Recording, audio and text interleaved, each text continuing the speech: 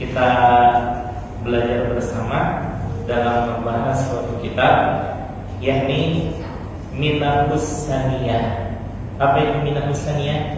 Minahus itu artinya sebuah anugerah. As-Saniyah yang megah dan mewah.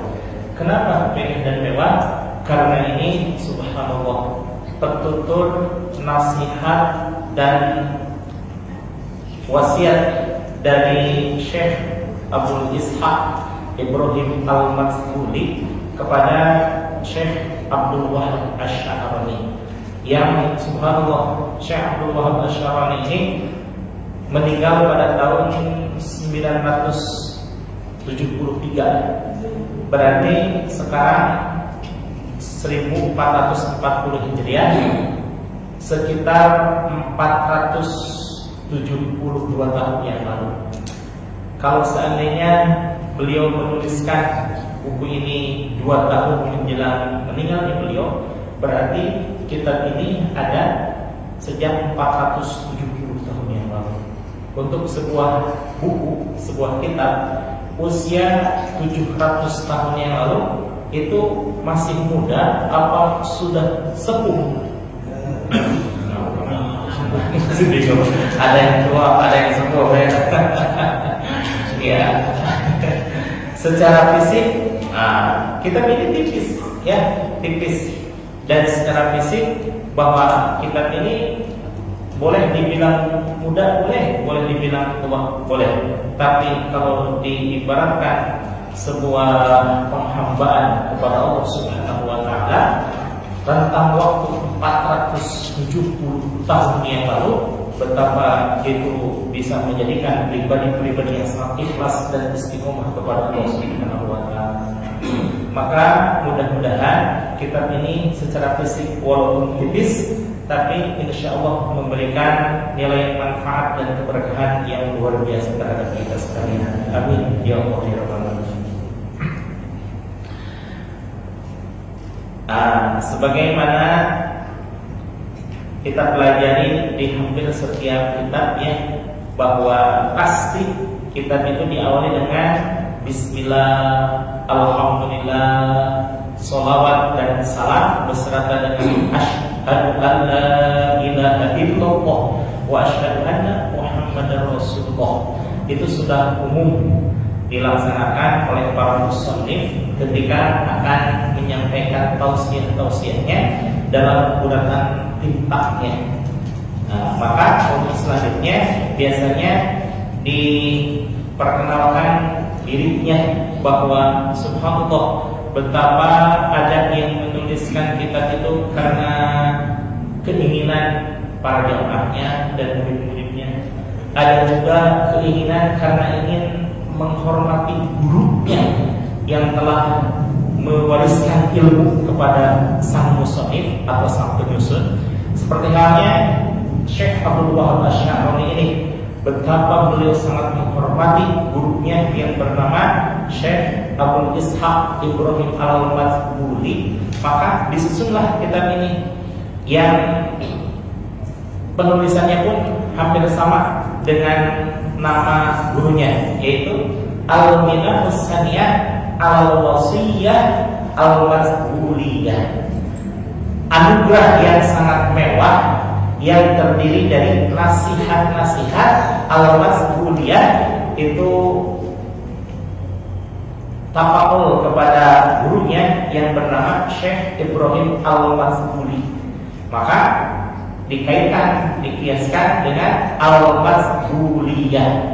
Maka subhanallah wasiat ini mengingatkan Syekh Abdul Wahab Asy-Sya'rani akan gurunya yang betapa sangat sepuh, bahwa istiqomah dan ikhlas, tapi mewariskan kitab yang begitu istimewa kepada Syekh Abdul Wahab Asy-Sya'rani.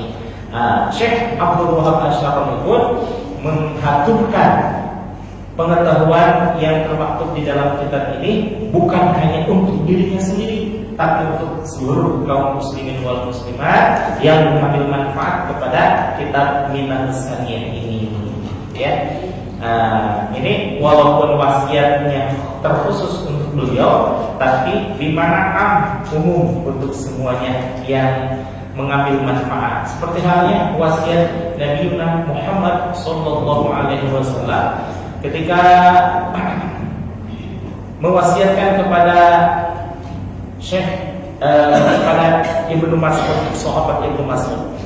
Rasul menyatakan, "Ya Ibnu Mas'udin, julusaka sa'atan fi majlisil ilmi," kata Rasulullah, bahwa duduknya engkau di suatu majelis ilmu yang disitu dibacakan ayat-ayat suci Al-Quran, dibacakan salawat-salawat Nabi, kemudian dituturkan kata-kata yang baik penuh dengan hikmah dan juga sedikit larangan tentang larangan dari Allah Subhanahu wa taala dan Rasulnya, maka nasihat tersebut bukan hanya khususnya untuk sahabat, tidak, tapi umum bagi kaum muslimin wal muslimat.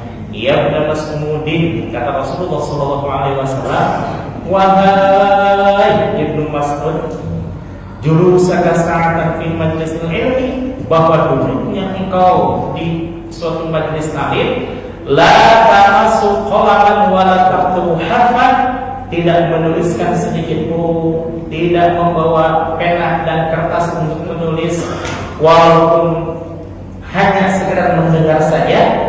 Yang kadang-kadang, subhanallah, ini bapak-bapak begitu mendengar langsung ingat tidak? Ingat ya, tapi ketika keluar, kira penyakit saya gitu ya. Mungkin ini terkena dengan kiasan bahwa al-ta'allum fis sigor kan-naqshi fil bihar, belajar di waktu kecil ibarat menulis di atas lautan, di atas lautan, di atas fil hajar ya, fil hajar, di atas batu. Wa ta'allum fil kibar kan-naqshi fil bihar, dan belajar di waktu sudah usia senja seperti halnya belajar di atas air. Coba kecil ya, belajar seperti halnya main-main gitu ya. Kadang ngobrol sama temannya, tapi begitu sulit untuk menerima pelajaran karena memang sulit konsentrasi anak-anak, tapi begitu nempel meletaknya luar biasa. Kan naqshi fil hajar, seperti halnya belajar di atas batu. Coba bapak yang pernah melihat candi, entah itu Borobudur, entah itu candi Muaratakus dan lain sebagainya, itu kan ada relief-relief ya. Itu membentuk relief itu dalam sehari atau dalam setahun? Bertahun-tahun ya, bertahun-tahun. Tapi begitu melekat di batu, itu sampai sekarang masih kelihatan nggak pahatan zaman dulu? Masih kelihatan ya. 700 tahun yang lalu itu candi Borobudur, Allah, reliefnya masih kelihatan bentuknya. Ada yang asli, ada yang hasil bugaran gitu ya.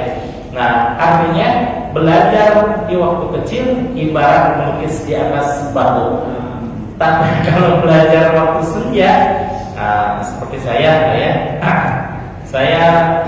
tapi alhamdulillahnya saya senang belajar gitu. Namun walaupun senang belajar, rupanya luar biasa. Begitu di ruangan paham, tapi begitu assalamualaikum, aduh, apa yang saya tadi bicarakan? Ini gak apa-apa ya. Yang penting perjuangan untuk mencari ilmunya, bukan untuk bisanya. Kalau bisa itu bonus dari Allah Subhanahu wa taala, betul? Nah, yang penting apa? Perjuangannya. Ya Ibnu Mas'udin, julusaka sa'atan fi majlisil ilmi, la tamassu qalaman wa la taqtubu harfan, tidak membawa pulpen, tidak membawa catatan untuk menuliskan apa yang dibahas di majlis tersebut. Khairul laka min itqi alfi raqabah. Allahu akbar. Rasul mengibaratkan itu jauh lebih dahsyat ketimbang memerdekakan satu orang budak. Sedangkan satu orang budak zaman dulu, subhanallah, Sayyidina Abu Bakar memerdekakan sahabat Sayyidina Bilal. Apa yang terjadi? Sayyidina Abu Bakar mendapatkan rahmat Allah sehingga Allah berkenan untuk memasukkan beliau dalam